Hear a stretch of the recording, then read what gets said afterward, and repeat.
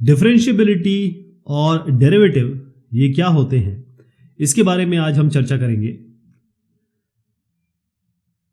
सबसे पहले मैं आपको बताऊं कि डिफरेंशिएबिलिटी का कॉन्सेप्ट आया कहां से। इसके लिए हम एग्जाम्पल लेंगे एक 100 मीटर रेस का। आपको ये साहब दिख रहे हैं, ये विश्व के सबसे तेज आदमी थे क्योंकि इन्होंने रिटायरमेंट ले लिया है। 100 मीटर की दूरी इन्होंने वर्ल्ड रिकॉर्ड 9.58 सेकंड में पूरी की है। तो अगर आपको स्पीड निकालनी है तो आप क्या करेंगे? Distance upon time. Speed equals to distance upon time. Distance कितना हो गया? 100 मीटर का हो गया और टाइम कितना हो गया? 9.58। तो अगर हम इसको यहां रखें और इसको यहां रखें तो हमें स्पीड मिलेगी, लेकिन ध्यान रहे कि ये एक एवरेज स्पीड है। लेकिन किसी ने आपसे कहा या फिर आपको ऐसा कोई काम मिला जिसमें आप एब्सोल्युटली यहां पर टाइम निकालना चाहते हैं या बिल्कुल इस लाइन पे निकालना चाहते हैं, इंस्टेंटेनियस टाइम निकालना चाहते हैं, तो उसके लिए आपको थोड़ा सा और डीप जाना पड़ेगा। कहने का मतलब कि मान लीजिए इनके पूरे रास्ते को हम एक ग्राफ में रिप्रेजेंट करते हैं, तो इस पर्टिकुलर पॉइंट पे अगर आपकी को इनकी स्पीड निकालनी है, इंस्टेंटेनियस स्पीड निकालनी है या इस केवल पॉइंट पे निकालना है, तो आप ये यहां पर एक टेंजेंट बनाएंगे। और ये जो टेंजेंट है ये कुछ नहीं है, ये आपका delta y by delta x है। डेल्टा वाई क्या है? डेल्टा वाई यानी d2 माइनस d1 कह सकते हैं, और डेल्टा एक्स कितना है? t2 minus t1। लेकिन ये है एवरेज। इसको एकदम स्मॉल छोटा किया जाए तो आप dy बाय dx कर दीजिए इसको। ठीक है जी। ये जो dy बाय dx है इसी को हम डिफरेंशिएशन कहेंगे, डिफरेंशिएबिलिटी कहेंगे, और यही आपका स्लोप है। क्या है? स्लोप है। तो ये जो लाइन आप टेंजेंट बना रहे हैं, ये जहां पर इससे मिलेगी और ये जो एंगल होगा इसका टैन, मतलब इस एंगल का टैन थीटा, यही m है, यही स्लोप है और यही इंस्टेंटेनियस स्पीड है, वेलोसिटी है, और इसी को हम निकालने की कोशिश करते हैं। यही चीज हर एक में आएगी, डिफरेंशिएबिलिटी और डेरिवेटिव। अब मैथमेटिक्स पे आते हैं।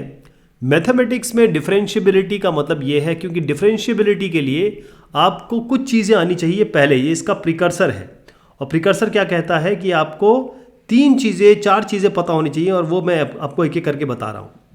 पहली चीज ये है, आपको पता होना चाहिए लिमिट क्या होता है, क्योंकि डिफरेंशिएबिलिटी की पहली चीज ये है कि आपको मान लीजिए यहां पर ये एक फंक्शन है या एक ग्राफ है, आपको निकालना है ये डिफरेंशिएबल है क्या नहीं किसी एक पर्टिकुलर पॉइंट x0 पे। तो x0 मतलब x एक्सिस के बारे में बात कर रहा हूं। इस पॉइंट पे अगर आपको निकालना है, पता करना है डिफरेंशिएबल है कि नहीं, तो इसकी लेफ्ट हैंड लिमिट जो बिल्कुल बहुत थोड़ा सा पीछे की तरफ आएंगे तब मिलेगी, राइट हैंड लिमिट जो कि थोड़ा सा आगे जाएंगे तब मिलेगी। लेफ्ट हैंड लिमिट को हम इस तरीके से f minus, right hand limit को हम f प्लस, हमेशा इसमें कुछ जो भी a प्लस h लेते हैं, यहाँ पर a माइनस, यहाँ a माइनस h लेते हैं, यहाँ a प्लस h लेते हैं, यानी कि अगर ये a है या इस पर्टिकुलर पॉइंट पे देखा जाए तो x0 है ये, तो x0 माइनस h लेंगे, इस पॉइंट पे x0 प्लस h लेंगे। तो लेफ्ट हैंड लिमिट और राइट हैंड लिमिट, पहली चीज़ तो ये दोनों होनी चाहिए, एग्जिस्ट करनी चाहिए, और ये दोनों बराबर होनी चाहिए। पहली कंडीशन ये है। और दूसरी कंडीशन ये है कि आपको ये पता होना चाहिए कि किसी एक पॉइंट पे हम टेंजेंट कैसे बनाते हैं। टेंजेंट हमेशा कोई भी ग्राफ आप बनाइए उसके परपेंडिकुलर होता है, यानी कि अगर टेंजेंट इस तरीके से बनाई जाए तो ये ग्राफ से परपेंडिकुलर होगी, ये 90 डिग्री होगी। तो लेफ्ट हैंड टेंजेंट जो यहाँ पर बनाएंगे, लेफ्ट हैंड टेंजेंट LHT और राइट हैंड टेंजेंट, ये दोनों एक ही लाइन होनी चाहिए, ये अलग अलग नहीं होनी चाहिए। मान लीजिए आप इसमें पता करना चाहते हैं तो लेफ्ट हैंड इधर चली जाएगी, राइट हैंड आपकी ऐसी चली जाएगी, तो ये दोनों बराबर नहीं है ना। तो 2 चीज़ें हो गई, एक limit, left hand limit, right hand limit बराबर होनी चाहिए और एग्जिस्ट करनी चाहिए और एक होनी चाहिए। और जो टेंजेंट है यहाँ की और यहाँ की, जिस पॉइंट पे आप निकालने चाह रहे हैं, तो जो लेफ्ट हैंड लिमिट पे जो टेंजेंट निकालेंगे और राइट हैंड लिमिट पे जो टेंजेंट निकालेंगे वो आपकी सेम होनी चाहिए।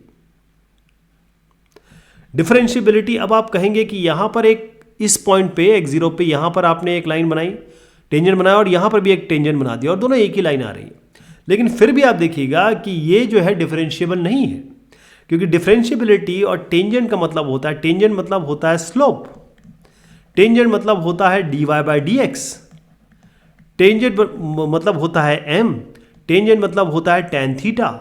ये सारी चीज़ें टेंजेंट की होती है, और जब आप टेंजेंट का tan थीटा निकालेंगे तो ये इनफाइनाइट चला जाएगा।